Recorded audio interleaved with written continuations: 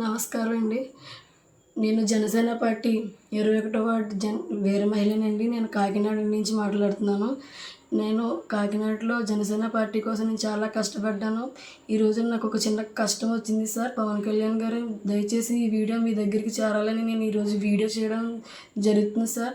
కాకినాడలో నాకు జనసేన కార్యకర్త వీర మహిళ ఇద్దరి వల్ల నాకు చాలా ప్రాబ్లం కలిగింది సార్. ఈరోజు నా ప్రాణానికే హాని కలిగింది సార్. వాళ్ళ వల్ల నన్ను నా ఇంటికి వచ్చి ఇద్దరు వ్యక్తులు కొట్టడం జరిగింది సార్. 44వ వార్డు ఇన్ఛార్జ్ జనసేన ఇన్ఛార్జ్ అయినటువంటి అగ్రహారపు సతీష్ అండ్ దిశ సమన్వయ కమిటీ మెంబర్ సోనీ ఫ్లోరెన్స్ అనే ఇద్దరు వ్యక్తులు నా ఇంటికి వచ్చి కొట్టడం జరిగింది సార్. ఆ ఇద్దరు వ్యక్తులు భార్య భర్తలు కాదు సార్, ఇద్దరు ఇల్లీగల్ అఫైర్ పెట్టుకున్న వ్యక్తులు సార్.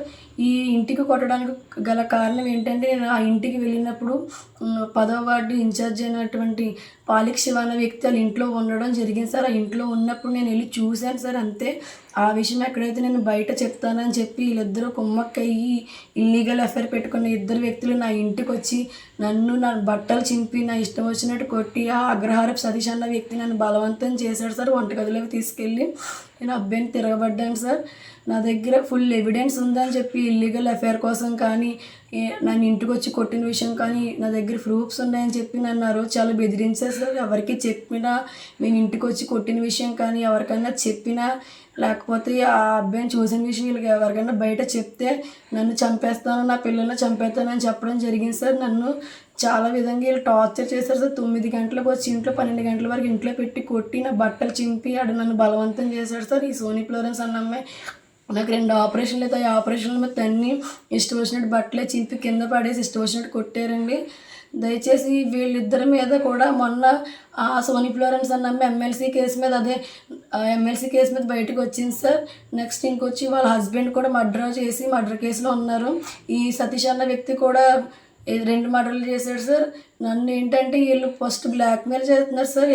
మా హస్బెండ్ నన్ను కొట్టినప్పుడు విడదీస్తుంటే ఆ విడదీసినప్పుడు ఆయన మామూలుగా అమ్మాయిని వెళ్ళిపోయి ఇక్కడ కొట్టడం ఎందుకు అని చెప్పేసి అనడంలో ఆ అమ్మాయి ఏం చేసిందంటే నేను కేసు పెడితే ఆ అమ్మాయి మళ్ళీ నా మీద రివర్స్ కేసు నా హస్బెండ్ మీద వేసింది. నా ఇంటికి వచ్చి నన్ను కొట్టింది కాకుండా నా హస్బెండ్ మీద కేసు వేయడమే. ఎస్సీ ఎస్టీ అట్రాసిటీ వేస్తాను, నీ హస్బెండ్ నా ఛాతీ మీద చేయేసాడు, నీ ఎస్సీ దళిత మహిళని చెప్పి తిరిగి మా మీద ఎస్సీ అట్రాసిటీ కేసు వేసింది సార్. నా ఇంటికి వచ్చి పోనీ భార్యాభర్తలు కాదు ఇల్లీగల్ అఫైర్ పెట్టుకున్న వ్యక్తులు ఇద్దరు వచ్చి నా ఇంటికి వచ్చి కొట్టడం జరిగింది.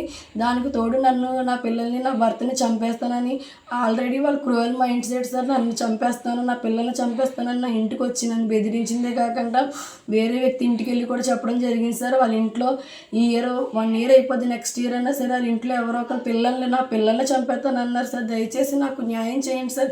ఈ పార్టీలోకి రావడం వల్ల నా పిల్లల్ని నేను కోల్పోయేలాగా ఉన్నాను. వాళ్ళిద్దరూ కూడా నన్ను చంపేద్దామని తిరుగుతున్నారు.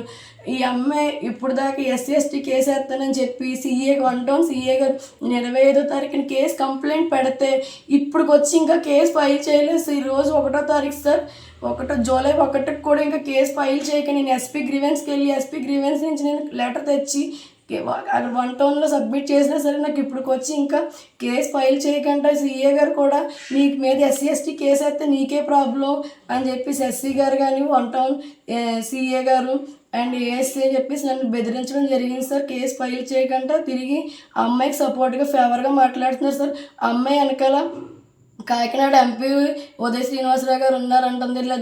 అదేంటి నున్న దొరబాబు గారు, తోట సుధీర్ గారు, సత్యప్రసాద్ గారు ఇలా పెద్ద పెద్ద వ్యక్తులతో సీఏ గారికి ఫోన్ చేసి కేసు ఫైల్ అవనివ్వకుండా ఆపింది సార్. అమ్మాయి ఇన్ఫ్లుయెన్స్ అంతా ఉపయోగించి అమ్మాయి నా ఇంటికి వచ్చి కొట్టిందే కాకుండా ఇలా పెద్ద పెద్ద వ్యక్తులందరూ అమ్మాయికి సపోర్ట్ చేయడం చాలా చాలా బాధాకరంగా ఉంది సార్. నాకు అన్యాయం జరిగిందని ఒక్కరు కూడా అడిగేవాళ్ళు లేరు సార్. ఇక్కడ ప్రతి ఒక్కరు అమ్మాయికి సపోర్ట్ చేసేవాళ్ళే సార్. నన్ను చాలా ఇబ్బందులు పెట్టింది. నన్ను ఈ రోజు ఇంట్లో ఉండాలంటే నన్ను భయంకరంగా అమ్మాయి నన్ను చాలా బాధ పెట్టింది సార్. ఇప్పుడు నేను బయటికి వెళ్ళాలంటే భయం వేసింది సార్. నా పిల్లల్ని చంపేద్దాను అన్నా సార్. ఇలాంటి క్రూయల్ మైండ్ సెట్ ఉన్న వ్యక్తులు పార్టీని భ్రష్టు పట్టించడమే కాకుండా మాలాంటి కార్యకర్తలని వీర మహిళల్ని ఇలా భయపెట్టడం ఎంతవరకు కరెక్ట్ సార్. దయచేసి మీరు వీళ్ళ మీద చర్యలు తీసుకో సార్. పార్టీ పరంగా అండ్ నా కేసు తీసుకోమని మీరు దయచేసి 1 టౌన్ సీఏ గారికి అండ్ మీరు కాకినాడకు నాకు నాయకులకి చెప్పండి సార్. దయచేసి నా మీద నా ఫ్యామిలీ మీద థ్రెట్ ఉంది సార్. దయచేసి నన్ను కాపాడండి సార్. మీకు నేను విన్నపించుకుంటున్నాను సార్. నా పిల్లల్ని నన్ను చంపేతానన్న వ్యక్తులకి సపోర్ట్ చేస్తున్నారు సార్ ఈ కాకినాడ నాయకులందరూ.